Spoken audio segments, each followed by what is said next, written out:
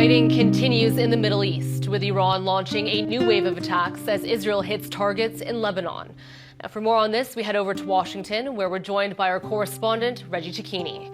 So, Reggie, we have entered now into the sixth day of this war. What's the latest?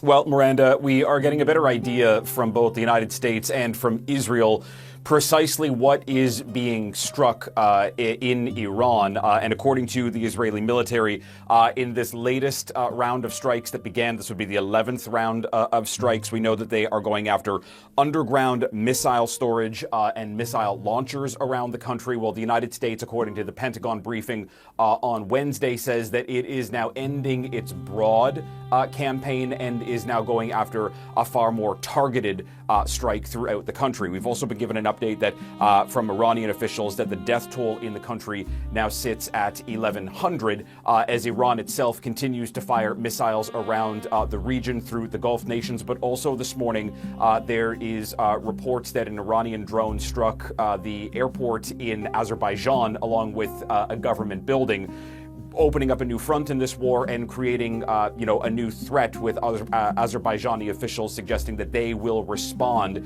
to this incident. Iran, however, is denying one of its drones hit the region. We should also point out that in the Strait of Hormuz, we have heard from the IGRC that they intend to target, Miranda, vessels from America, from Israel, and from allies of both countries. That could put direct targets on more shipping vessels, particularly linked to oil, that could drive the price of oil up and further put more pressure from the United States and Israel on Iran, especially if this gets in the way of global oil shipping. All right, so we know the conflict continues to expand. Reggie, there are thousands of Canadians, thousands of Americans who live in the Middle East. Bring us up to speed on evacuation plans to get foreign citizens out of the region. Right, and we heard from Canadian officials yesterday that charter flights are being booked and that Canadians have been in contact with Canadian officials to try and get out of the region. This joins in the efforts that we are seeing from many nations, including the Czech Republic and the UK and Italy, to try and get their citizens out, along with the United States, except there is criticism being put on the State Department for having acted pretty late in the game. We saw a statement put out from Secretary of State Marco Rubio on Wednesday telling Americans that there's a certain site that they need to register at in order to get some assistance. But again, this comes, 5+ days into this war, and we know that tens of thousands of military and government personnel had been moved out of the region, leaving civilians behind.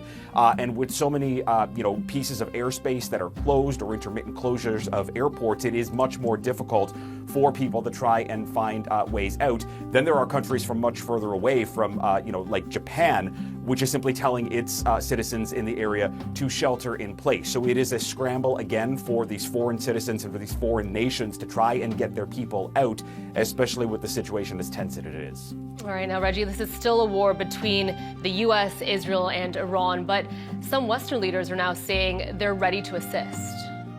Yeah, they are. We heard from the Italian Prime Minister on Italian radio on Thursday saying that her country will send air defenses to Gulf nations, not only because they are allies, but because there are Italian citizens that live in the area. We've also heard this from the United Kingdom, from France, from Germany. We've also heard that, there's a potential here that Canada may need to get involved in some way, according to Prime Minister Mark Carney. And interestingly enough, we've also heard from Ukrainian President Volodymyr Zelensky saying that he will send people into these Gulf nations to try and help deal with the drone attacks, because many of the incidents that we've seen taking place, particularly when it comes to U.S. air bases, they're being hit by the Iranian Shahad drones, and those are the same drones that Iran is supplying to Russia, that Russia is then using to carry out strikes in Ukraine. So one country that's actively under threat and still at war is now sending people to a region that is under a new war to try and give them some best insights on how to push back against these drones. And Reggie, there has been a lot of questions about the legality, about the legitimacy of this war, but in Washington it does seem Republicans are not going to stand in the way of Donald Trump's use of war powers. That's correct. At the Senate on Wednesday, Republicans and one Democrat, John Fetterman from Pennsylvania, they decided to not put a check on Donald Trump's use of war powers, suggesting that this is something that is in the purview of Donald Trump, and he is legally allowed to go forward with this. Also worth pointing out, most senators are not calling this a war. They're simply saying that this is an operation, saying that Donald Trump hasn't declared war, even though Donald Trump and most members of the administration are saying war. The House on Thursday is also going to try to move forward with a vote to put Trump's war powers in check. Again, it is not clear if Republicans are going to side with Democrats in this effort, but it is worth pointing out that this is a move that is forcing lawmakers to go on the record, and it's also worth remembering this is an election year, and there are growing numbers of Americans, according to polling, that do not see these strikes in Iran as in America's best interest. So this could become problematic politically for Republicans who are on the record saying that they're okay with these strikes, especially if they're up for election in November. All right, we'll continue to cover it very closely. Reggie, as always, thank you so much for the update. We appreciate it. Thank you. That is our Washington correspondent, Reggie Cicchini.